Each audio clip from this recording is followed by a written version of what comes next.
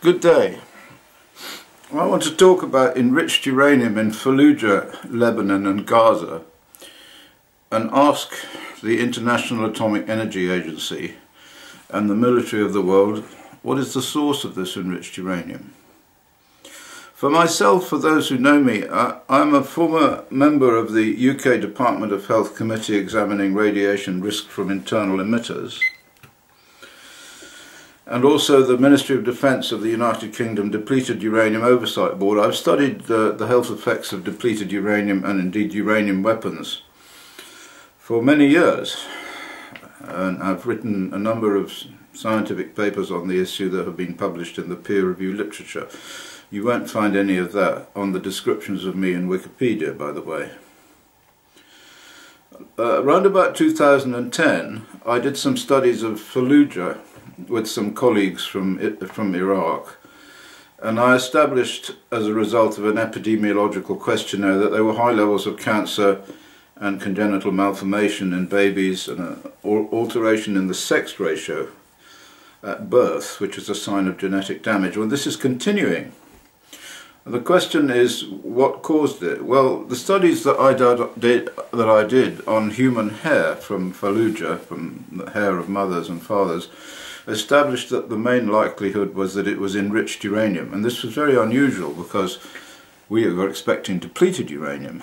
And these increases in congenital malformation started at the time of the attacks that were done on Fallujah by the United States. On the 10th of March, last month that is, I wrote a letter to the International Atomic Energy Agency, and I sent it to the directors of the International Atomic Energy Agency and various other people.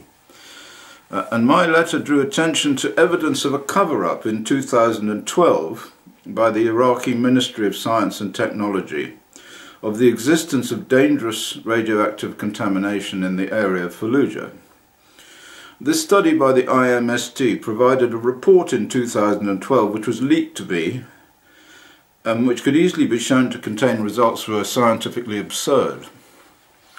And at the same time I was leaked photographs of the people conducting the survey and various aspects of their survey, in which we saw pictures of their Geiger counters, of their radiation detection equipment showing enormously high levels of radiation, but none of this appeared in the report. So I asked the IAEA to follow this up, since levels of cancer and birth defects and so on were admittedly the reason why the Iraqi Ministry of Science and Technology went along to presumably try and find if there was uranium there or any other radioactive material. But of course I had already published a paper showing that biological samples, that is hair samples, showed significant levels of enriched uranium. The question is, why enriched uranium?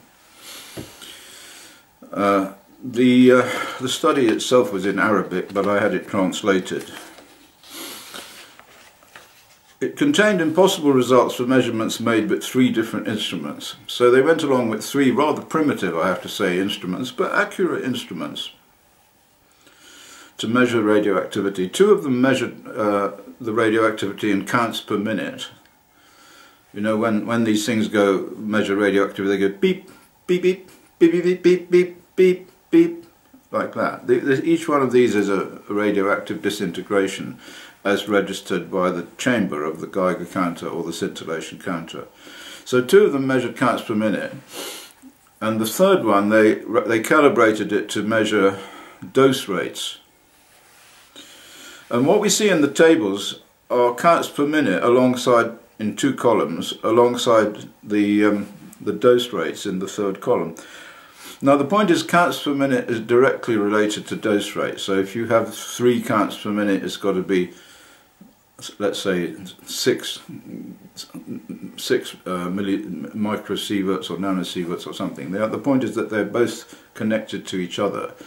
The machine's computer in its head, if you like, just translates the counts per minute into dose rate. Dose rate is what people are concerned about, because the background dose rate is about 0.1 microsieverts per hour. And so what we saw with the instruments that were measuring dose rate were giving between 0.1 and 0.4, about 0.01 and 0.04 microsieverts per hour. But at the same time, the counts per minute didn't change. They were approximately the same as background. So none of these measurements, and I show you these measurements here, revealed anything that anybody would be concerned about. You know, nobody would look at those and say that there was any chance that that level of radioactivity could hurt anybody, could cause cancer or birth defects, or the enormous levels of genetic damage that we found in our study. We found, for example, 30 times the level of leukemia. We found levels of breast cancer and other cancers, lymphomas and so forth, that were higher than the levels that were found in the reports that emerged in the lifespan study after the Hiroshima bomb. So in other words, it was a very serious affair. But the question is, how did it come about? Anyway, the first thing that we know is that the Iraqi Ministry of Science and Technology lied about what was happening, because we were also shown some pictures, some photographs of the Geiger counters that they used, the one that measuring counts per minute in this case. It's called the RAD-I. In fact, in their tables, they use it to show dose rate, microsieverts per hour.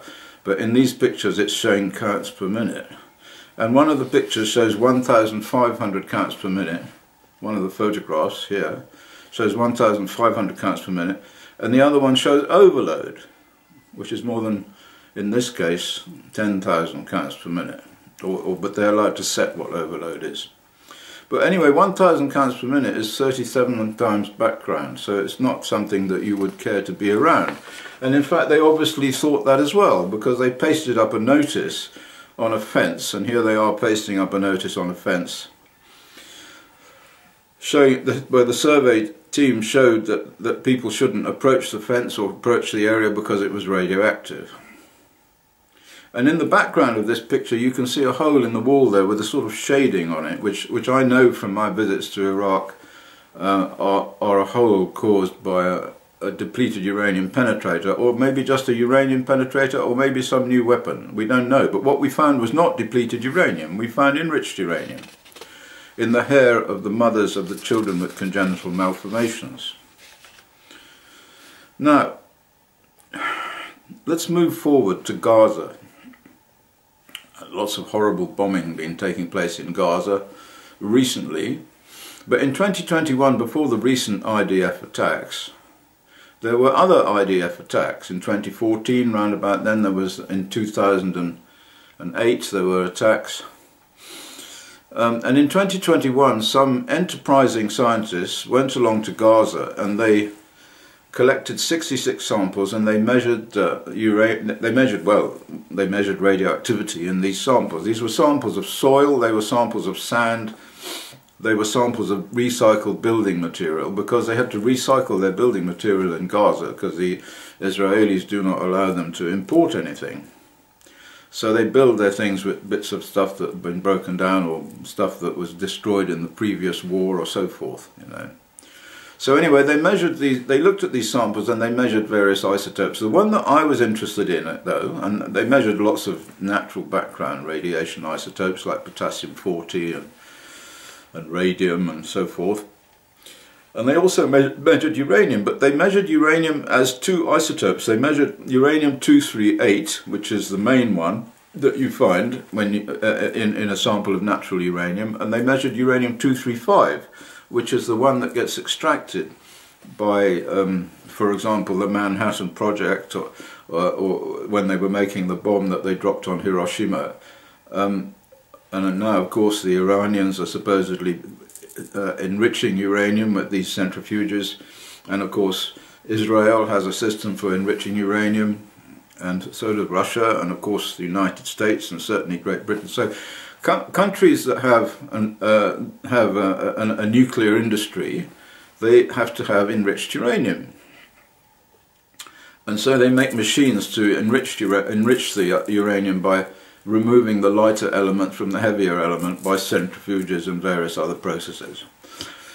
So you shouldn't be able to find enriched uranium in the environment. unless somebody put it there. So this study was published. It's a key study in this question of what's going on in the world.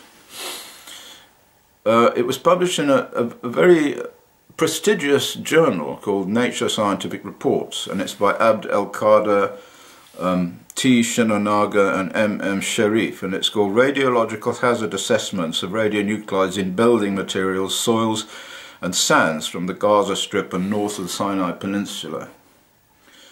And what it shows, it looked at 66 samples of these materials, as I said, and what it showed is the presence of enriched uranium in soil samples with a mean isotope activity ratio of 12.7. So you don't know what this means, but 12.7 is pretty enriched, I can tell you. It's not something that's slightly enriched.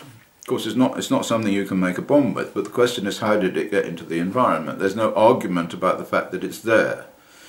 These 12 samples of soil samples gave a median level of enrichment of 12.7. The normal level is in the environment, in natural uranium from the beginning of time, and I've measured it in fossil specimens going back millions of years, is 21.5.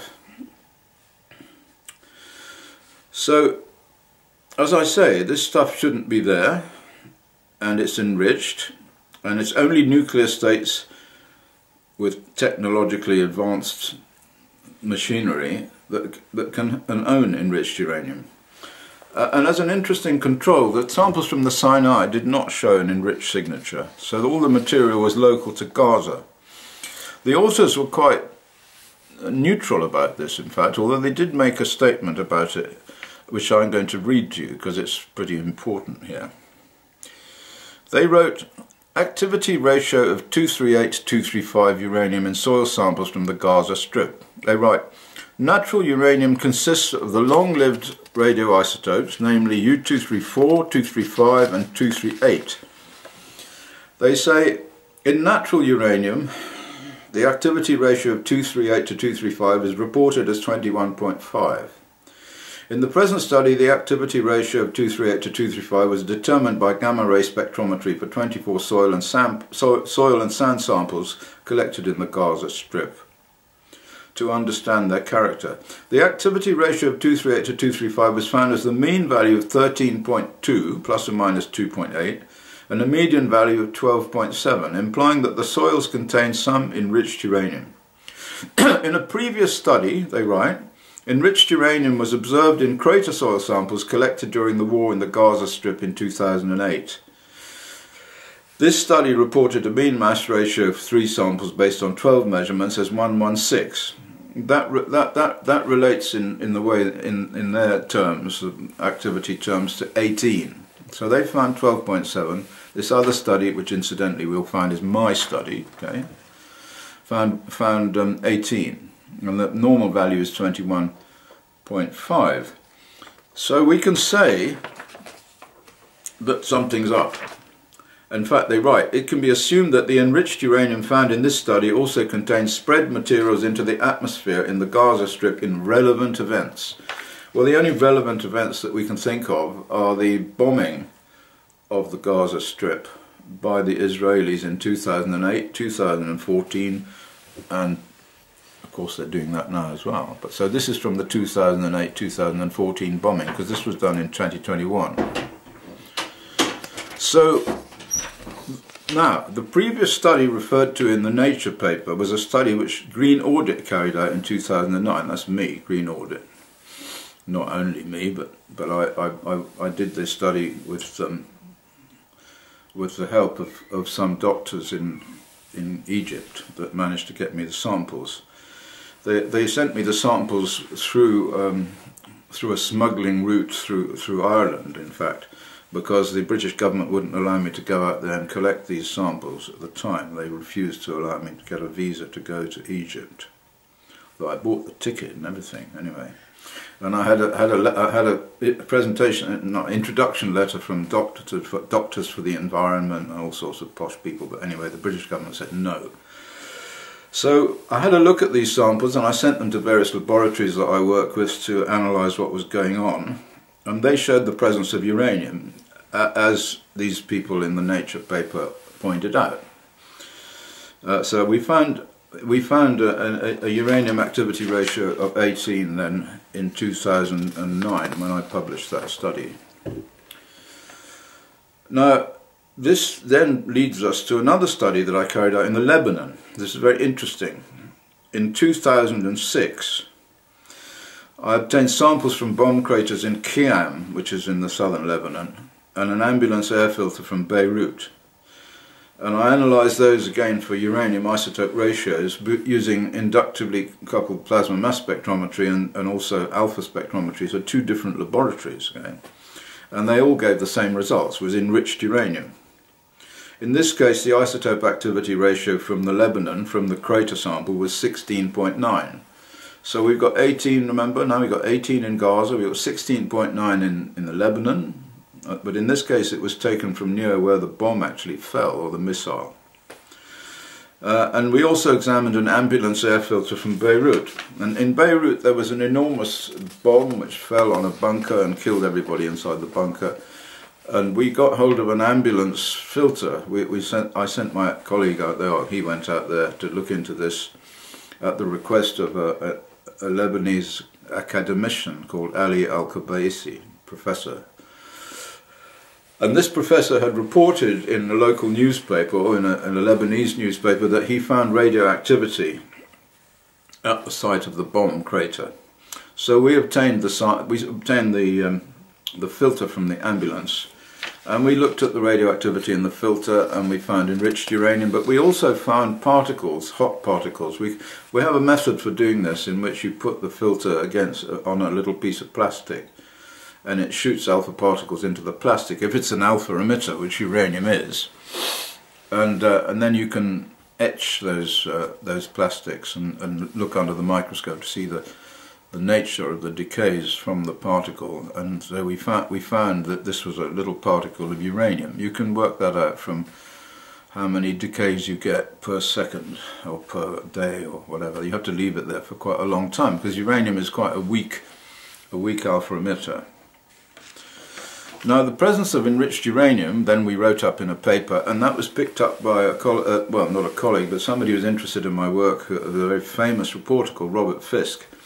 And he put a story about this into The Independent, which is, at that time, was a neutral newspaper in England. And there are no neutral newspapers in England or anywhere else anymore. But at that time, you could still get some stuff in. And he called it The Secret, or The Mystery of Israel's Secret Uranium Bomb. Alarm over radioactive legacy left by attack on Lebanon. Now, let's just say a bit about enriched uranium. It does not exist in the environment unless it's put there or created there by some nuclear process involving neutrons. Because that's what happens. These isotopes change in terms of their character, in terms of their identity, on the basis of neutrons. You have isotopes of a particular element, in this case uranium, as a result of subtracting or adding neutrons. And so we didn't. I was involved in a study in Newbury in Berkshire, in connection with a childhood leukemia cluster there, where the local council, the Newbury Council, were investigating the story that the Americans had had a nuclear bomb, burn in a fire at Green Common Air Base. So a big study was done, cost an enormous amount of money. It was a very good study though. It was done by Southampton University, and it showed the range of normal environmental isotopic ratios for uranium.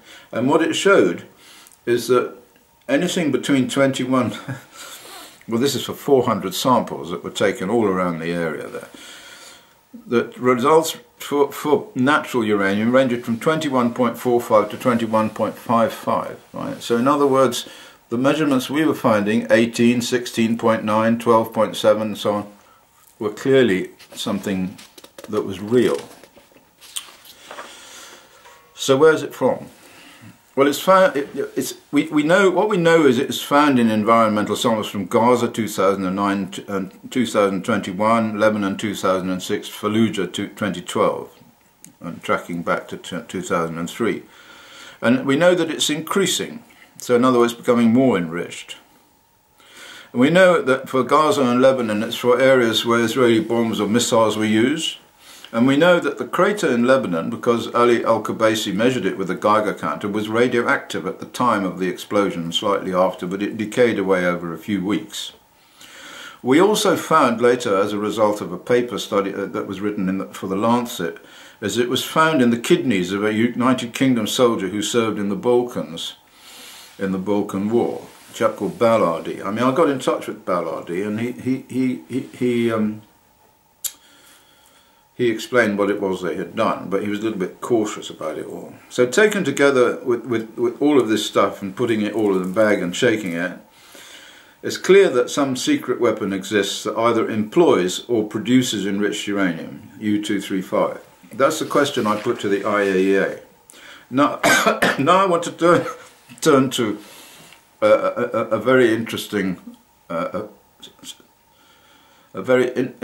development. Just after 2006, I was visited by quite a famous Italian physicist, a bit of a maverick, but anyway, a very clever man called Emilio Del Guidici, and he talked to me about all of this, and he said that the reason that we were finding enriched uranium is because there was a new bomb that was a neutron bomb, and it was a development of a process which had been denied by the scientific community, called cold fusion.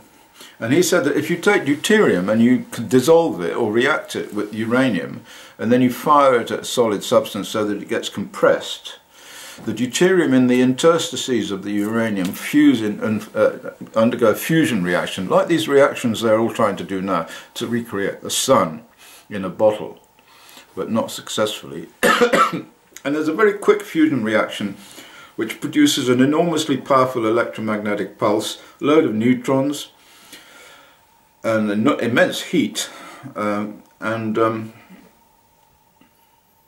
helium-3. So they fuse together to form helium-3, and all of this energy is produced. Okay.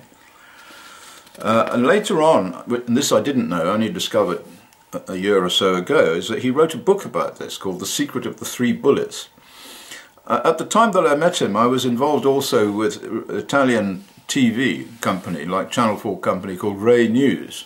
And one of the big producers in Rai News is a bloke called Maurizio Torrealta.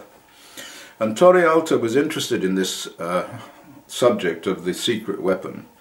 And so he wrote a book about it with Emilio Del Guidici, and they went all over the world. They came and saw me, and they saw my colleagues, and they went all over the place asking questions. And we're all in the book, incidentally, but under assumed names. So, you know, I think you do find me as Dr. Busby there at one point, but in many other places I've got some different name that they've given me.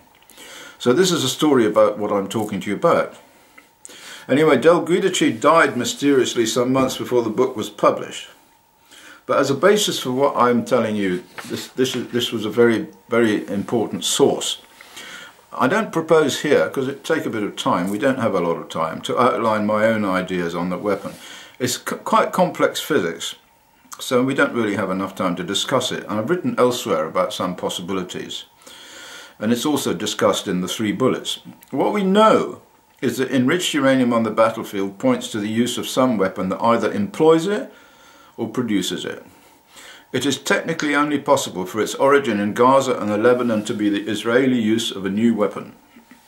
The presence of gamma radiation at the crater is a key pointer to the existence of neutrons, which produce short-lived gamma emitters in soil materials. Since there were no fission isotopes like cesium-137, whatever it is, it's not a fission bomb like the Hiroshima bomb. And also the use by the USA in Fallujah and the Balkans was followed up by enormous and long-lasting genetic effects, including cancer, birth defects, sex ratio, all the things I've talked about. The IAEA, incidentally, you will remember, or may not, that was not permitted to go into Iraq to do many measurements after the Iraq war. They kept them out.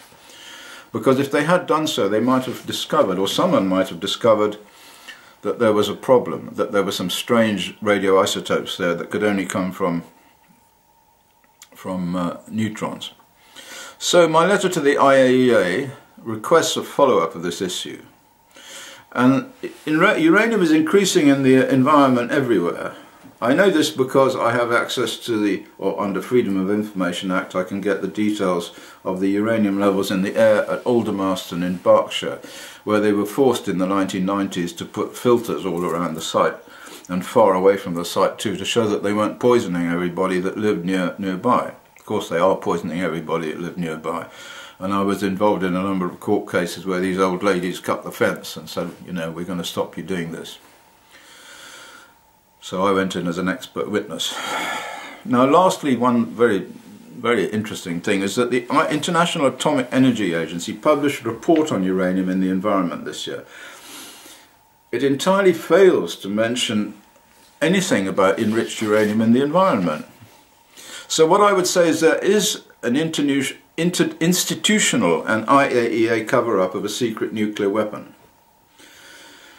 And so what I ask is for everybody to think about this, maybe to get this book, The 3 Bullets, because it's a very entertaining book apart from anything else, and to put pressure on your government in some way, who knows how, or rather to spread the message around, to say that the International Atomic Energy Agency have been asked to look into this issue of enriched uranium in the environment. And incidentally, of course, they haven't replied to my letter of the 10th of March, which is why I'm making this video, and why my colleague who put me onto this in the first place, a man that I met long ago, who was a councillor from the Fallujah area, or maybe I think for Fallujah itself, Mr. Mohammed Al-Daraji, and who is the sort of energy behind all of this, sent me all of these, or sent me a lot of this stuff and asked me to comment on it. And eventually to write a letter to the IAEA, because he's also trying to put pressure on them. So anyway, thank you so much for listening. I know it's gone on a little bit, but there was quite a lot to talk about. And we'll keep you informed about the developments. Thank you.